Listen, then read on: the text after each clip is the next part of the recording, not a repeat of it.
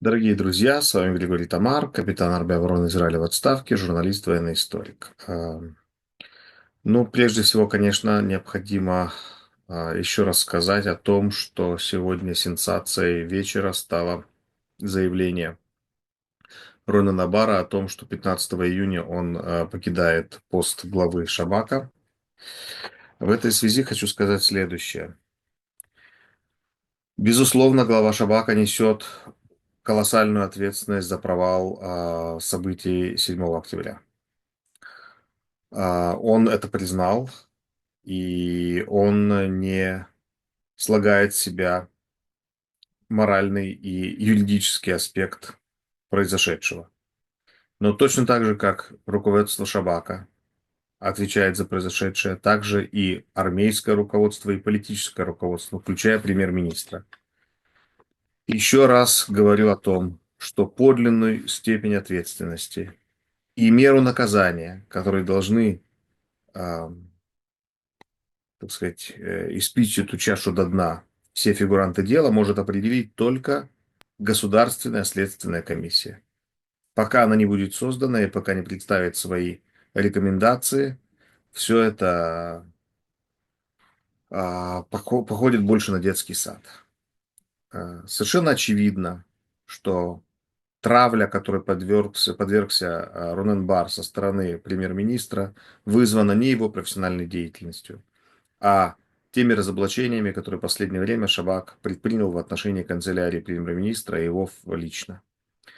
Если бы настолько хотел убрать Ронена Бара Беньямина Нетаньяху, он мог это сделать значительно раньше, через несколько дней после начала войны, через несколько недель и так далее. Хочу также отметить, что Ронен Бар в течение самой войны показал себя как блестящий руководитель этой организации. Давайте не будем забывать, что все эти ликвидации, которые предприняты были нашей армией в Газе, были в том числе успешными благодаря действию Шабака. Одна ликвидация Дефа чего стоит. Я уже не говорю про то, что были освобождены в результате нескольких операций заложники и так далее. Тот факт, что премьер-министр обвиняет именно Бара в том, что переговоры по заложникам не увенчались успехом из-за того, что Бар якобы недостаточно компетентно их вел, но это просто уже напоминает кровавый фарс. Далее, дорогие друзья. Совершенно провальная поездка Бен-Гвира в Соединенные Штаты.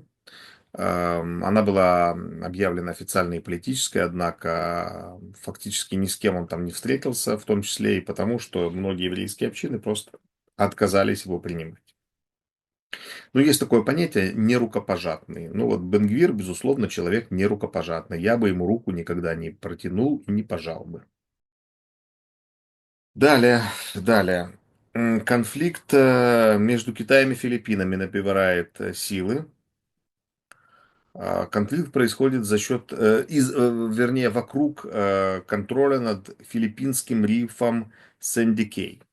Этот риф позволяет контролировать определенную часть территориальных вод и позволяет разместить там форпост. Ну вот у Китая, видимо, недостаточно своей территории, и он пытается отжать филиппинскую. Интересно, как отреагируют Филиппины, тоже не маленькое государство. Ну и, как выяснилось, Китай фактически уже является субъектом конфликта вокруг истории между Пакистаном и Индией, потому что в Кашмире 15% территории она контролируется Китаем. Ну, есть еще одно государство, которое любит позариться на другие территории, якобы своих им недостаточно, это Россия. И вот Россия, как стало известно, строит новые инфраструктуры для создания новой армии на границе с Финляндией. Я думаю, что это хорошая причина для финнов обеспокоиться. Но надо сказать, что Финляндия одно из немногих европейских государств, которые готовы за себя стоять. В случае тотальной мобилизации Финляндия в состоянии поставить под ружье 250 000 солдат. Очень интересная информация пришла к нам из Газы.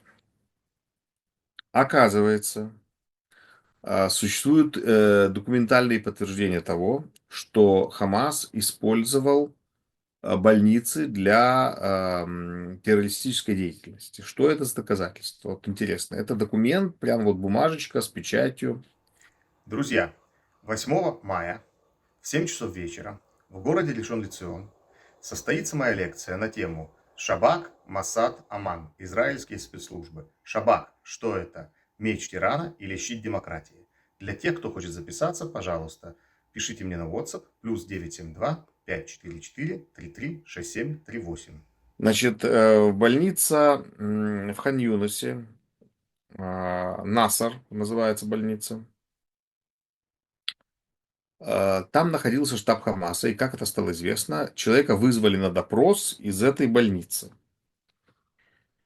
И это говорит о том, что следственный отдел Хамаса находится на территории медицинского учреждения, что совершенно вот сразу ставит это медицинское учреждение в ряд с террористическими организациями другими, и, соответственно, его можно подвергать атакам, его можно наносить прямое огневое поражение и так далее, и так далее. Продолжаем наш рассказ. И стоит рассказать подробно о действиях наших бронетанковых войск во время 1,5 лет войны в секторе Газа.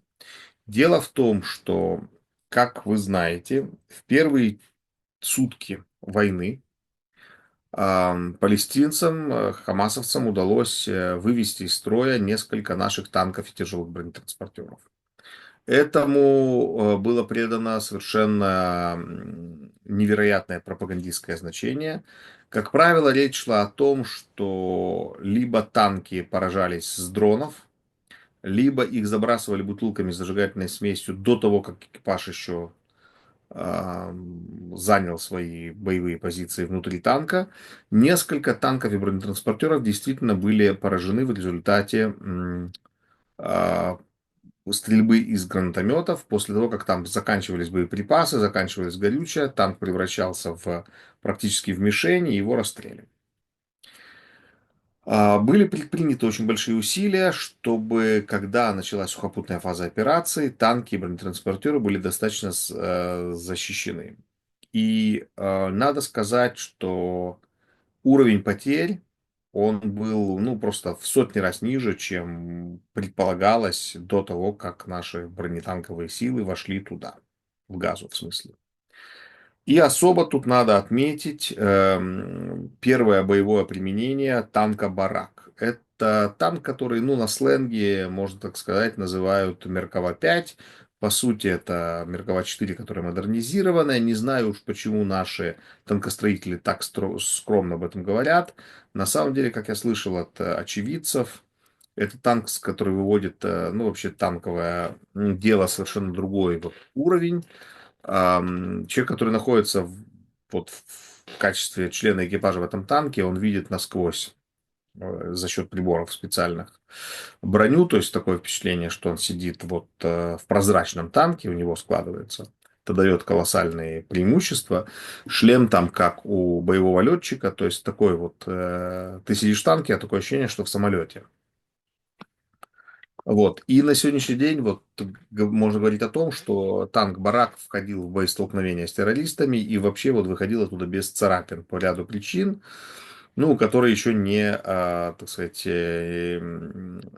не оглашаются. Выяснилось, что ну вот ноль просто царапин даже у этого танка, несмотря на очень высокую плотность огня со стороны террористов.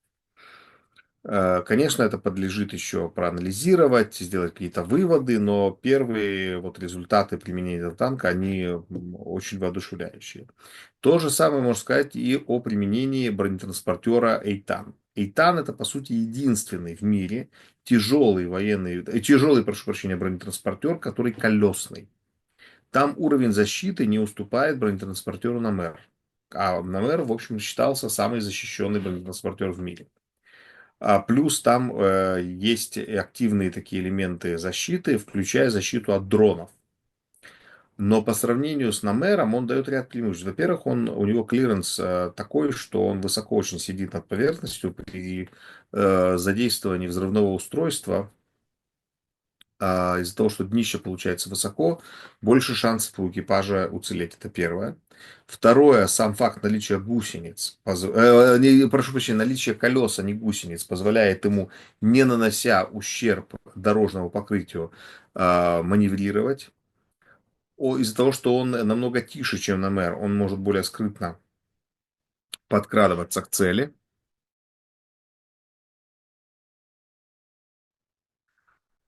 И его маневренность в городской застройке тоже значительно превышает маневренность на мэра из-за колесного вот этого вот механизма движения. Так что прекрасен бронетранспортер, пока вообще не зафиксировано ни одного случая, чтобы он был поврежден даже из-за системы активной защиты брони. Ну, будем смотреть, как он покажет себя дальше.